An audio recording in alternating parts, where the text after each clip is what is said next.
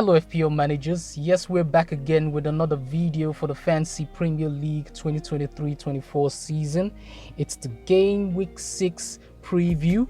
If you recall, we played our wildcard chip in Game Week 5, so we're going to take a quick look at how well that went, as well as our transfer strategy between Game Week 6 and the next international break, which is after Game Week 8. And then we take a look at the clean sheet and scoring odds for the upcoming game week. If you're new to the channel, don't forget to like this video and subscribe. We're still a young channel, still trying to grow subscribers, so help a brother out. Click that red button and let's get straight into business. So this is how we lined up on our wild card week for Game Week 5. We had Leno and Gusto bringing us clean sheet points with 6 points each. Our midfield completely threadbare except for Salah, who got us a couple of assists and a couple of bonus points, which totaled up to 10 points. And then our forward line of Haaland, who missed a lot of big chances. He eventually scored a goal which doubled up to 12 points. And then Alvarez, who was suspected by a lot of FPL managers to get rotated out in Game Week 5. He started and brought in a lot of points, 9 points in total for him. On our bench, we had some interesting activity. Areola with a lot of save points against Manchester City, 4 points. Foster, who we brought in because of the double Game Week 7, he contributed to a goal and then proceeded to get a red card, which rules him out of Game Week 7. That would be a huge blow if I already didn't plan to have 2 players for double Game Week 7 who have double Game Week fixtures. So Anderson, who's on our bench there with 2 points, he remains, and hopefully he can feature in Game Week 7.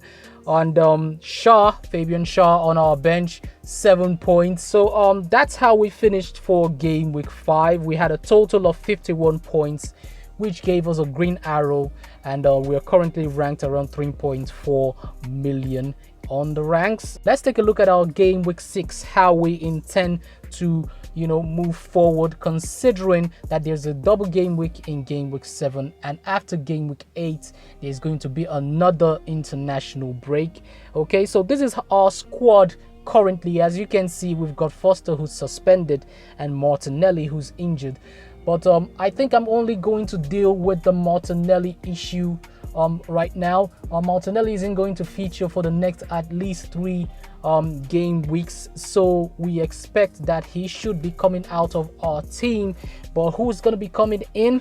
Well, that's going to depend on what the Manchester City lineup is going to be, because I've decided to triple up on Manchester City attack. And if there's going to be leaks that suggest that Doku or Foden are going to be starting against Forest at home, then I'm going to go with whichever player starts. But if they're both going to be starting, then I might be leaning towards whichever player plays on the right wing, because Nottingham Forest seem to concede a lot of chances from their left back position, so I would want to target that. So it all depends on the starting lineup for Manchester City, so I'm going to wait on that.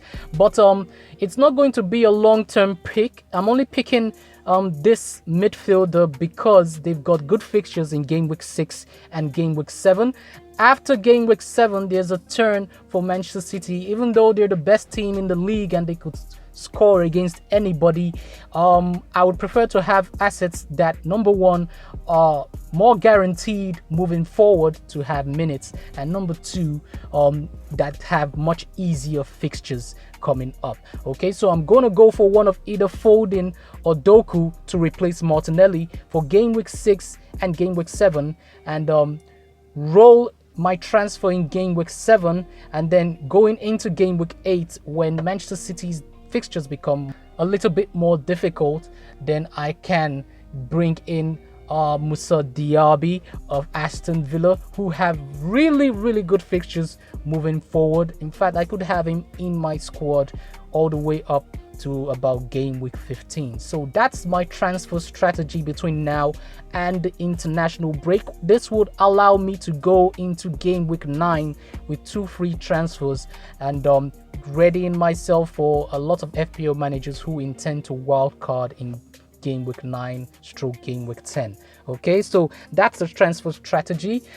Now, as for captaincy, we went with Haaland in game week 5. Even though he missed a lot of chances, he eventually did score, which got us 12 points. So that was a success. And if you consider FPL Review's algorithm for the predicted point scorers, we have Haaland, who's ranked the highest at 7.9 predicted points for game week 6. So we're going to keep the captain's armband on Haaland. Probably when the fixture swings, there will be a bit more diversity in the community on the captain picks. And in game week 6, there could be a few FPL managers who could consider differentials, like Julian Alvarez if he starts. On the FPL review list, you can see his top 5 for predicted points for game week 6, but I'm gonna be sticking with Haaland. Most of this season I've been going with Haaland, and he's yet to disappoint, so we're gonna stick with him for game week 6. As for the clean sheet and scoring odds for game week 6, we have Haaland, who's rated the highest to score at 71% chance of scoring in game week 6, Salah at 50% chance, Ferguson at home to Bournemouth, 49% chance of scoring in game week 6, Alvarez if he starts at 44% chance of scoring, and then Isak or Wilson, whichever one is going to start for Newcastle in the Premier League, he's got 43% chance of scoring in game week 6. As for the clean sheet odds, we've got Manchester City 60% chance of keeping a clean sheet. So if you plan on getting a Manchester City defender, it's a good idea. You just have to wait for the leaked lineups to know exactly which Manchester City defender is going to be featuring. And then Newcastle 44% chance of a clean sheet. Brentford and Crystal Palace have 40% chance of a clean sheet. And if you've got Flecken, that's a good one. Pinnock as well, but for those of you who have Rico Henry, you would want to move him out because he's injured. Brighton and Liverpool have 38% chance of keeping a clean sheet in game week 6, and Manchester United have 36% chance of keeping a clean sheet in game week 6. So that's the preview video for game week 6. I hope that was helpful to you. Don't forget to like this video and subscribe. We're still trying to grow the channel, so click that red button and help a brother out. All that's left to do is to wish you guys good luck for the upcoming game week. Have fun, and I'll catch you guys on the next one.